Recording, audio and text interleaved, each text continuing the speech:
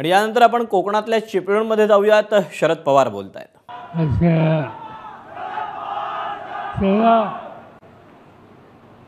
जैसे अच्छा सफाई विचार ऐकली की महाराष्ट्राची माझी सरकार बनते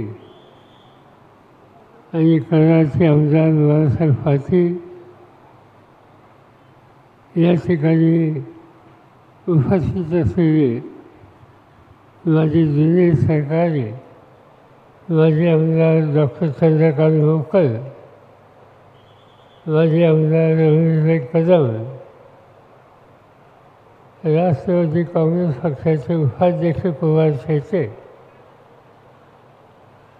ज्यांचे विचार आपण या ठिकाणी ऐकले ते महाराष्ट्राचे ज्येष्ठ पत्रकार मधुकर भावे ज्यांनी हा सगळा सोहळा आयोजित करायला कष्ट घेतले आणि नव्या पिढीला एक नवीन दिशा दाखवण्याची काळजी घेतात. प्रशांत यादव, पक्ष निरीक्षक गोविंदराव कानावदे, नागरी सरकारी पतसंस्थेचे संस्थापक अध्यक्ष सुभाषराव चव्हाण, पतसंस्थेच्या संचालिका सुस्मिताताई चव्हाण, महिला नेत्या नलिनीताई भुवळ, प्रदेश उपाध्यक्ष सुजाता चांगले, राष्ट्रवादी काँग्रेस पक्षाच्या डॉक्टर सेलचे प्रमुख डॉक्टर जगताप, जिल्हा परिषदेचे माजी अध्यक्ष राजाभाऊ निर्मळे, संघटनेचे प्रांतिक सचिव बशीर मुर्तजा, शिवसेनेचे विधानसभा क्षेत्राचे प्रमुख बाळासाहेब कदम, महाविकास आघाडीतील काँग्रेस पक्ष, शिवसेना, राष्ट्रवादी काँग्रेस पक्ष या सगळ्या पक्षांचे जिल्हा आणि तालुक्याचे पदाधिकारी आणि उपस्थित बंधू भगिनींनो, बऱ्याच दिवसातून आज तुम्हा सगळ्यांच्या समोर बोलायची संधी ही मला स्वतःला मिळाली. चिपळूणला आलो आणि मला काही लोकांची आठवण झाली. महाराष्ट्राच्या विधानसभेमध्ये मी पहिल्यांदा 1967 साली निवडून गेलो आणि त्या दिवसापासून आजपर्यंत 55 वर्ष विधानसभा असेल, लोकसभा असेल, राज्यसभा असेल, कुठे ना कुठेही सातत्याने मी काम करतो आणि त्या काळात अनेकांचे माझे जिव्हाळ्याचे संबंध आले. त्याच्या ज्येष्ठ लोकांची आठवण मला करायची म्हणल्यावर आणि कोकण आणि विशेषतः चिपळूण याची आठवण मला झाल्याच्या नंतर एक नाव माझ्यापुढं पहिल्यांदा येतं आणि त्यांचं नाव बाळासाहेब सावंत, CK सावंत. आणि आम्ही लोकांनी एकत्र काम केलं. मला ज्येष्ठ होते पण एक अत्यंत स्वच्छ चरित्राचा, अतिशय निष्ठावान अशा प्रकारचा, संपूर्ण महाराष्ट्राच्या काँग्रेस पक्षाचं नेतृत्व केलेला आणि महाराष्ट्राच्या उपमुख्यमंत्री पदापर्यंत पोचलेलं अशी व्यक्ती म्हणून बाळासाहेबांची आठवण ही त्या ठिकाणी आम्हाला लोकांना होते. अनेक आमचे मित्रही होते. आज जिथे येण्याच्या आधी मी नाना जोशींच्या घरी जाऊन आलो. नाना आमचे जुने सहकारी होते. सागर कोकणाच्या सगळ्यांनी घराघरामध्ये पोचलेलं एक वृत्तपत्र होतं. अनेक प्रकारचं स्वच्छ आणि स्पष्ट लिखाण हे त्याचं वैशिष्ट्य होतं आणि त्यामुळे नानांची आठवण होणं साहजिकच आहे. आणखी एक माझे सहकारी होते कष्ट करणारा साधा कार्यकर्ता होता आणि त्याचं नाव बाळ माटे. बाळ माटे हे सुद्धा आमच्या श्रीमंतांचे सहकारी होते. अशा अनेकांच्यावरून मी काम या ठिकाणी केलं. गोविंदराव निकम आणि मी देशाच्या लोकसभेमध्ये बनवत होतो. एका संघटनेमध्ये काम करतो. महाराष्ट्रामध्ये राज्य सरकारी बँक एक मोठी बँक आहे आणि त्या बँकेमध्ये अध्यक्षपद कुणाला करावं हा प्रश्न आम्हा लोकांच्या समोर आला. मी राज्याचा प्रमुख होतो आणि हे सांगितलं की काम द्यायचं असेल तर तुम्ही गोविंदरावला त्या ठिकाणी अध्यक्ष करा. गोविंदराव निकमांना त्या ठिकाणी अध्यक्ष करायची भूमिका आम्ही लोकांनी त्या काळामध्ये घेतली होती. या अनेकांची साथ मला स्वतःला मिळाली आणि म्हणजे सगळी जीवाभावाची माणसं, लोकांच्या हिताची जपणूक करण्याची भूमिका घेणारी माणसं. आज त्याचे लोक नाही आहेत, पण त्यांचा आदर्श तुम्हा सगळ्यांच्या समोर आणि आम्हाला लोकांच्या समोर आहे. आणि मला आनंद आहे की ते ज्या पद्धतीने काम करत होते त्याच पद्धतीने काम करण्याच्यासाठी आज या ठिकाणी एक नवीन कर्तृत्वान आणि दृष्टी असलेला नेता तयार होतो आहे की ज्याचं नाव प्रशांत यादव हे या ठिकाणी मी केलं तर त्यामध्ये काही चुकीचं होणार नाही. आणि म्हणून आम्हाला लोकांची माझा हा प्रयत्न असतो की नवीन नवीन लोक तयार करायचे, त्यांना संधी द्यायची, त्यांच्यामार्फत महाराष्ट्राचा चेहरा बदलेल कसा याची काळजी घ्यायची. अनेक लोक साथ देतात, काही लोक निघून जातात, त्याची काही चिंता करायची नसते. आता येताना मी इथं भूगोल वाचता माझ्याबद्दलचा होता आणि माझ्या नावाने होता.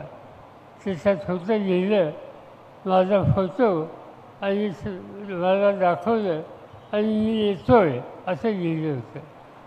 2 दिवसापूर्वी इथं सभा झाली आणि सभेमध्ये एकाने सांगितलं तर येतो आहे अजून. माझी त्याला विनंती आहे की मी येतो आहे म्हणजे आलो आणि आता इथून रायगडला जाणार आहे. त्यामुळे मग मी रोह्याला येतो आहे का आणखीन कुठं येतो आहे त्याचा पत्ता लवकरच कळेल.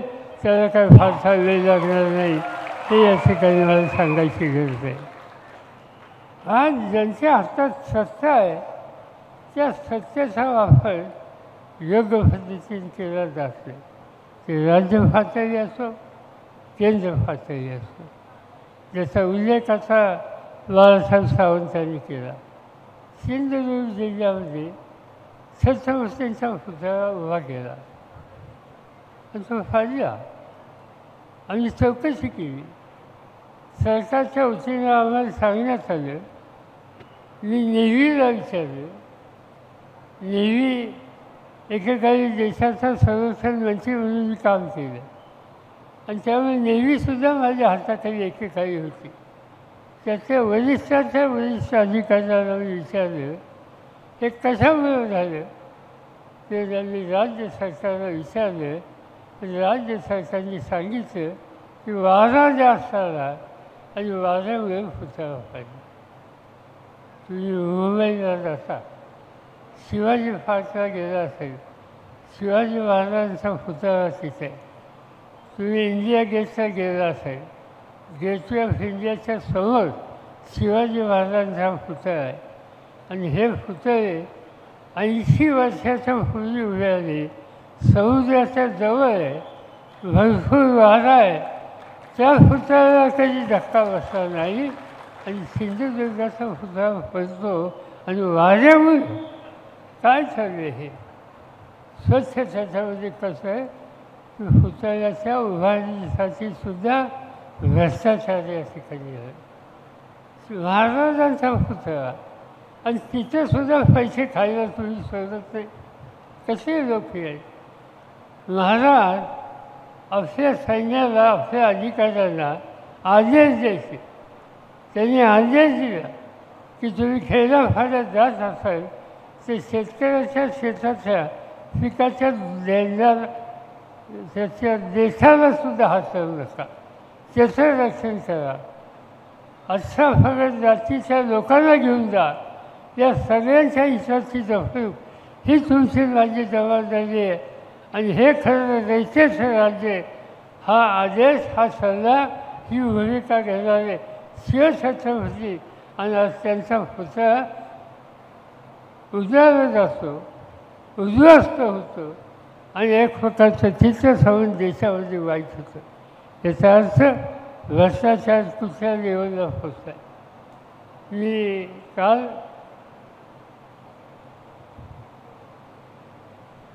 सातारला आलो आणि सातारला हेलिकॉप्टरने आलो आणि नंतर मला कराडला जाऊन इथे यायचं होतं. माझी एक सवय, वेळ असला तर मी शक्यतो गाडीने प्रवास करतो. का तर आजूबाजूचं फीक बघतायचं, रस्त्याचे लोक भेटतात, काही निवेदनं देतात, त्या निवेदनामध्ये त्यांचे काही प्रश्न असतात, लोकांशी बोलता येतं, एकंदर विकास कसा झाला बघता येतं, रस्ते कसे आहेत हे बघता येतं. आणि म्हणून मी ठरवलं की हेलिकॉप्टर माझ्याकडे होतं, पण मी सातारला हेलिकॉप्टर सोडलं आणि सांगितलं त्यांना की आज दुपारी चिपळूणला या. मला हेलिकॉप्टरच्या फायद्याचे सांगितलं, तुम्ही चिपळूणला जाणार? म्हणजे हो. म्हणजे मग हेलिकॉप्टर नाही घेऊन जा. नाही म्हणजे मला गाडीने जायचं. त्यालाही आश्चर्य वाटलं. मी गाडीने आलो आणि मी कराडचे चिपळूण प्रवास केला. त्याचा शेवटचा जर भाग सोडला तर महाराष्ट्रामध्ये इतके खराब रस्ते कुठेही नाही आहेत. आज चिपळूणवरनं कुणी कराडला जात असेल, एखादा पेशंट कराडच्या हॉस्पिटलला न्यायचं असेल तर माझी खात्री आहे की या रस्त्याने गेल्याच्या नंतर तो पेशंट निम्मा या रस्त्यावर गेल्याच्या राहणार नाही. याचा अर्थ मी चौकशी केली, तिथं लोकांना विचारलं, काही अधिकाऱ्यांना विचारलं की हे रस्ते इतके खराब कसे. त्यांनी सांगितलं, साहेब हे रस्ते 3 दुरुस्त झाले आणि 3 दुरुस्त झाल्याच्या नंतर आज असे. याचा अर्थ स्वच्छ आहे की सरकारने धोरणं आखली, पैसे पुरवले, पण ते पैसे ते योग्य कामाच्यासाठी पोचले. मला माहिती आहे 4 दिवसाच्या पूर्वी पुण्यामध्ये एक अपघात झाला. तुम्ही कदाचित बघितलं असेल. अपघात कसा झाला? पुणे महानगरपालिकेचा एक ट्रक पुण्याच्या रस्त्याने जात होता आणि जात असताना तो एका खड्ड्यात पडला. अख्खा ट्रक खड्ड्यात पडला आणि तो रस्ता अलीकडेच राज्य सरकारच्या धोरणात त्यांनी नवीन केलेला. रस्त्याने जाणारा ट्रक त्या रस्त्यात खड्ड्यात तयार होतो आणि त्या खड्ड्यात पडतो. याचा अर्थ काय?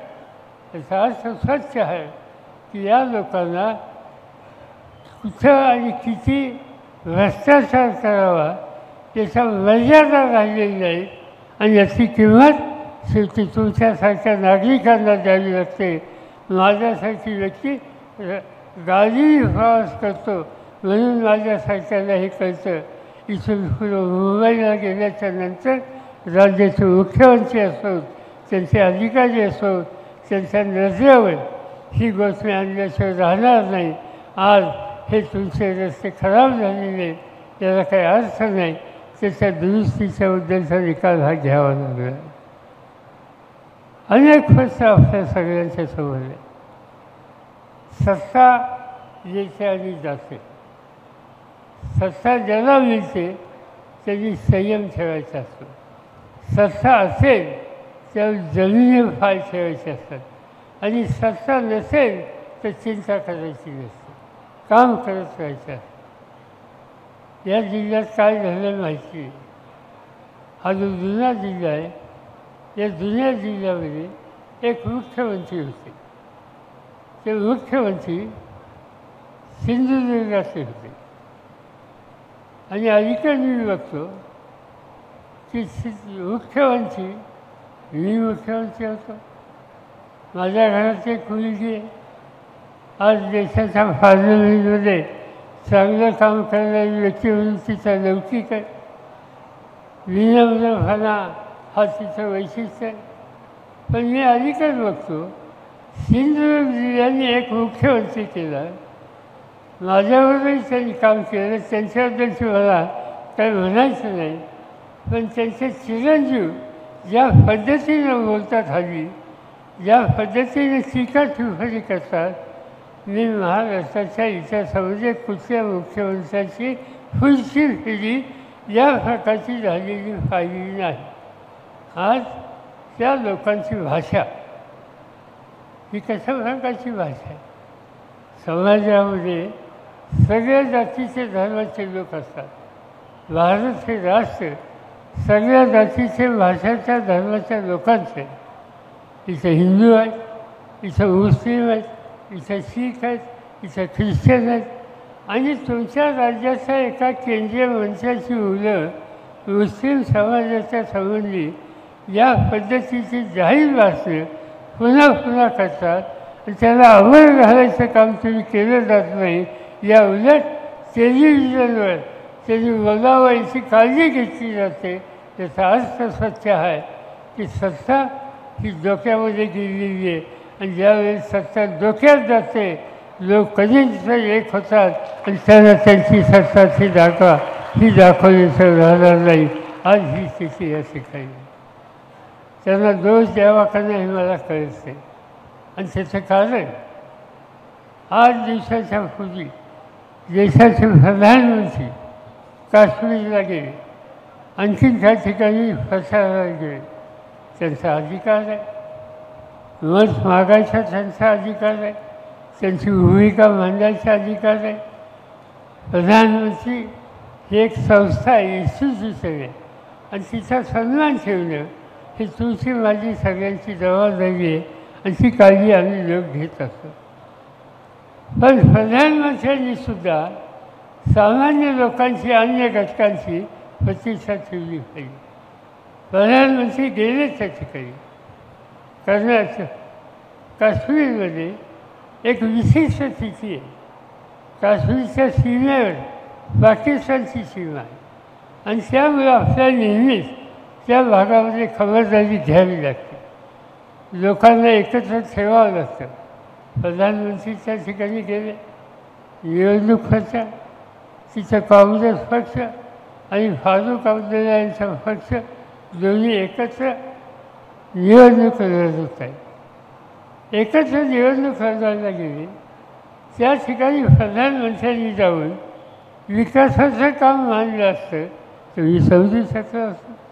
एखादं धोरण चुकीचं असतं तर त्यासाठी टीका केली तर मी मान्य केलं असतं. प्रधानमंत्री गेले आणि सांगितलं की काँग्रेस पक्ष हा नक्षलवाद्यांचा पक्ष आहे, काँग्रेस पक्ष हा गुंडांचा पक्ष आहे, काँग्रेस पक्ष हा भ्रष्टाचाराचा पक्ष आहे. मोदी साहेबांना विनंती करणार आहे, उद्या पार्लमेंटला जाईल त्या विचार करणार आहे की या देशाच्या स्वातंत्र्यासाठी काँग्रेस पक्षाच्या नेतृत्वाने प्रचंड त्याग केला. त्या त्याग करणाऱ्यांच्या मालिकेमध्ये नेहरू परिवाराला विसरू शकत नाही.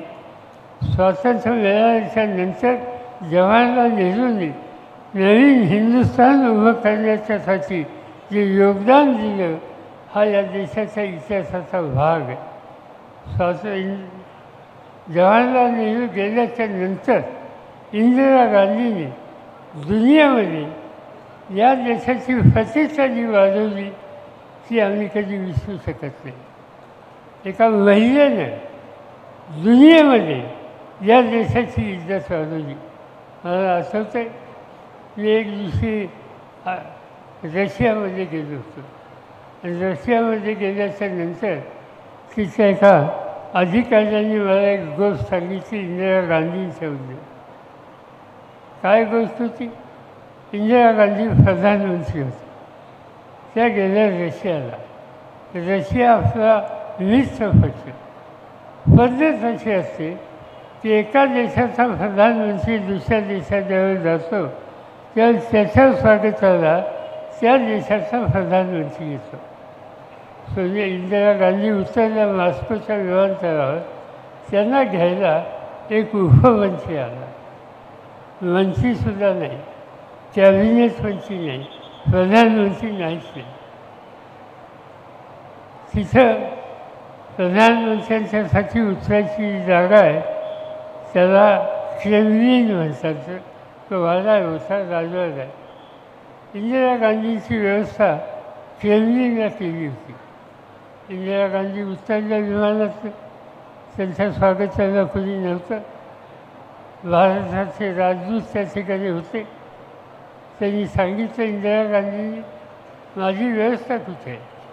त्यांनी सांगितलं क्रेमलिनमध्ये रशियाच्या सरकारने केली. इंदिरा गांधींनी सांगितलं तुमचं घर कुठे आहे? ते त्याच्या जवळ आहे. त्यांनी सांगितलं की क्रेमलिनला जायचं नाही, भारताचा राजदूत इथं जातो तिथं जायचं आणि गाडी तिथं घ्या. प्राईम मिनिस्टरच्या आपल्या गाडी भारताच्या राजदूताच्या घरी गेली आणि त्या ठिकाणी इंदिराजी तयार झाल्या. तिथं राजदूताच्या घराच्या जवळ भारताचे अन्य अधिकारी असतात. त्यांच्या मुलांना इंदिरा गांधींनी बोलवलं आणि त्या ठिकाणी मुलांच्यावर खेळत बसल्या. तिकडं रशियाचे प्राईम मिनिस्टर वाट बघत होते आणि ह्या मुलांशी खेळत होते. शेवटी रशियाच्या प्राईम मिनिस्टरनी त्यांचे डेप्युटी प्राईम मिनिस्टर यांना भारताच्या राजदूताच्या घरी पाठवलं आणि इंदिरा गांधींची माफी मागितली की तुमचं स्वागत आम्ही राज्य शिष्टाचाराप्रमाणे केलं नाही. इंदिरा गांधींनी असं त्यांच्या प्रधानमंत्र्यांना सांगितलं, प्रश्न इंदिरा गांधींचा नाही, मी 80 कोटी भारतीयांचा प्रतिनिधी म्हणून इथं आलेलं आहे. त्यांचा जर अपमान असेल तर मला कशाची किंमत नाही, सगळं मी सोडायला तयार आहे. पण हिंदुस्थानच्या 80 कोटी लोकांची इज्जत ही माझ्या दृष्टीनं जास्त महत्त्वाची आहे. ही भूमिका इंदिरा गांधींनी केली. त्या इंदिरा गांधींची हत्या झाली आणि आज देशाचे प्रधानमंत्री म्हणतात की या कुटुंबांनी देशाला लुटलं. काय वाचलं पाहिजे बोल आहे. राजीव गांधी देशासाठी सगळं दिलं, त्यांची हत्या त्या ठिकाणी झाली. आणि हे झालं असतानासुद्धा त्या गेल्याच्या नंतर त्यांच्या पत्नी सोनिया गांधी की ज्यांच्या विरुद्ध आम्ही लोकांनी काही राजकीय भूमिका घेतली होती, पण या देशाचा हिताचा भ्रष्ट आला, त्या सोनिया गांधींनी परदेशात परत जायचा विचार कधी केला नाही. त्यांनी विचार केला की या देशाची बांधिलकी ठेवायचा आणि त्यांची पुढची पिढी आजही या देशाच्या भल्याचा विचार करतात. एवढा त्याग करणारी, देशाच्या संबंधी आस्था दाखवणारी ही पिढी असताना प्रधानमंत्री म्हणतात हे भ्रष्टाचाराची चोरी आहे, हे भ्रष्टाचाराचं घर आहे, भ्रष्टाचाराच्या 3 पिढ्या आहेत. माझ्यासारख्याला आश्चर्य वाटतं की देशाचा प्रधानमंत्री कसं या पद्धतीनं बोलू शकतात. आणि त्यामुळे साहजिकच आहे, ज्यांच्या हातात सत्ता आहे त्या सत्तेचा गैरवापर केला जातो. त्या सत्तेचा गैरवापर करून तुमच्या मूलभूत प्रश्नाची सोडवणूक करण्याची जी जबाबदारी आहे त्याच्याकडे लक्ष दिलं जात नाही. आणि त्यासाठी आज या देशामध्ये परिवर्तनाची गरज आहे. आणि ती परिवर्तनाची गरज काही प्रमाणात तुम्ही लोकांनी भागवली. तर लोकसभेच्या निवडणुकीमध्ये प्रधानमंत्री देशात जात होते 400 पार, 400च्या खाली नाही या प्रकारच्या जागांचा हिशोब बांधत होते. ते 400 पार ही भाषा बोलणारे मुख्य प्रधानमंत्री त्याला भारताच्या जनतेनं 240 जागा दिली. आज चंद्रबाबू नायडू आणि नितीश कुमार या 2 मुख्यमंत्र्यांची मदत झाली नसती तर दिल्लीचं मोदीचं सरकार हे तयार झालं नसतं. पण तरी अजूनही याचं काही शिकलं पाहिजे त्या प्रकारची भूमिका घेतली जात नाही आणि त्या प्रकारची पावलं टाकली जातात. आणि म्हणून आपल्याला आज एक वेगळ्या निवडणुकीला जावं लागेल. आता देशाची निवडणूक झाली. देशाच्या निवडणुकीमध्ये महाराष्ट्राच्या जनतेने तुम्ही लोकांनी चांगली साथ आम्हा लोकांना दिली. मागच्या 5 वर्षाच्या पूर्वीच्या निवडणुकीमध्ये काँग्रेसचा 1 खासदार निवडून आला. माझ्या पक्षाचे 4 खासदार निवडून आले. यावेळेला आम्ही ठरवलं एकत्र जायचं. एकत्र गेलो, जनतेसमोर भूमिका मांडली आणि जनतेने 48पैकी 31 खासदार आमचे निवडून दिले. राष्ट्रवादी काँग्रेस पक्षाने फक्त 10 जागा लढवल्या. त्या 10 ते 8 जागा निवडून आल्या आणि लोकांनी संधी दिली. त्याचा अर्थ लोकांना आमची भूमिका पचलेली आहे. आणि म्हणून मी महाराष्ट्राच्या कानाकोपऱ्यात जातो आहे आणि सांगतो आहे की तुम्ही देश पातळीवर योग्य निकाल घेतला. आता महाराष्ट्र नीट करायचं असेल, प्रगतीच्या रस्त्यावर यायचं असेल, रस्ते आणि बाकीच्या गोष्टी सुधारायच्या असतील तर महाविकास आघाडी की जी काँग्रेस पक्ष, राष्ट्रवादी काँग्रेस पक्ष आणि उद्धव ठाकरेंच्या नेतृत्वाखालचा शिवसेना पक्ष आणि अन्य छोटे डावे पक्ष आम्ही सगळेजण एकत्रितपणे जाऊन तुम्हाला शब्द देतो की तुमच्या ताकदीच्या जोरावर देशाचं महत्त्वाचं राज्य म्हणून महाराष्ट्र केल्याशिवाय आम्ही राहणार नाही. साधी गोष्ट आहे. माझ्याकडे राज्याची सूत्र होती. कोकणासाठी काही करावं अशी चर्चा होत होती. एक निकाल मी घेतला, रोजगार हमीवर फळबाग. फळबाग त्याचा परिणाम काय दिसतो? मी अनेकदा हेलिकॉप्टरने जात असतो इथून गोव्याला किंवा या भागात आणि ज्यावेळेस माझं हेलिकॉप्टर कोकणात जातं आणि नजर खाली जाते, सगळे डोंगर काजूची झाड आहे, आंबाच्या ठिकाणी आहे, हिरवगार चित्र बदललेलं आहे. हे बदलू शकलं त्याचं कारण रोजगार हमीवर फळबागाची योजना ही त्या ठिकाणी राबवली. आज कोकणाचा चेहरा बदलायचा असेल तर फळबाग असो, मत्स्य व्यवसाय असो, प्रक्रिया करणारी कारखानदारी असो आणि त्याबरोबर अन्य छोटे मोठे उद्योग या संबंधीचा आधार असेल याच्यात अधिक लक्ष द्यायची गरज आहे. आणि त्यामुळं माझी खात्री आहे की कोकणाचा चेहरा बदलल्याशिवाय राहणार नाही. इथला माणूस हा कष्ट करणार आहे, तो दाखवत नाही, पण कष्टाच्या बाबतीत कधी तो माघार घेत नाही. आणि कष्ट करणारा माणूस जो आहे त्याला घामाची किंमत दिली तर तो आणखीन कष्ट करेल आणि महाराष्ट्राला मोठं करेल. आणि त्यासाठी हे कार्यक्रम घेण्याच्या उद्देशी आज आणखीन आवश्यकता आहे. आणखीन एक क्षेत्र आहे आणि ते म्हणजे पर्यटन.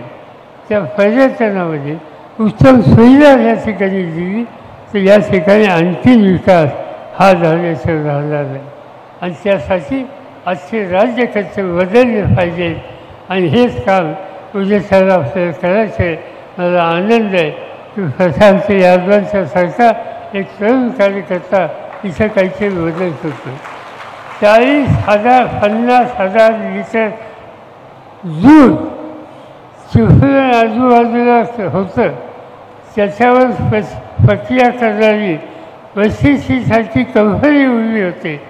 त्या कंपनीत तयार झालेला माल हा ठिकठिकाणी जातो आणि लोक आज कटाक्षाने या मालाच्याबद्दलचं एक चांगली भूमिका मांडतात. कोल्हापूरला तुम्ही गेलात, गोकुळसारखी योजना आहे, त्या खेड्यापाड्याच्या लोकांचे संसार सुधारले. तुम्ही त्या ठिकाणी वारणा नगरला गेलात तर वारणासारखी योजना आज त्या ठिकाणी झाली, तिचं अर्थकारण बदलले. आज तसंच रत्नागिरी जिल्ह्याचं अर्थकारण बदलायला प्रशांत जाधव जे काही कष्ट करत आहेत त्या कष्टाच्या फाशीची तुमची माझी सगळ्यांची शक्ती ही उभी केली पाहिजे. हे काम विस्तारित झालं पाहिजे आणि आपल्या भागाचा चेहरा हा बदल कसा, हाताला काम कसं मिळेल हे बघितलं पाहिजे. आणि ते करण्याच्यासाठी आम्हा लोकांची पूर्ण ताकद त्यांच्या आणि तुमच्या मागे राहील हा शब्द जाहीरपणे या ठिकाणी देतो आणि माझे 2 शब्द संपवतो. जय हिंद, जय महाराष्ट्र. एबीपी माझा, उघडा डोळे बघा नीट.